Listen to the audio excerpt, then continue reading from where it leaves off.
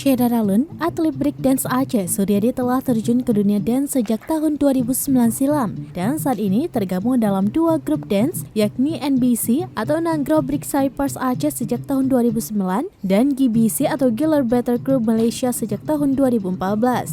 Ia juga telah menoreh prestasi baik di dalam maupun di luar negeri. Pada bulan Juli 2022 lalu, atlet breakdance Aceh Suryadi memenangkan medali emas dalam Festival Olahraga Rekreasi Masyarakat Nasional atau Fornas.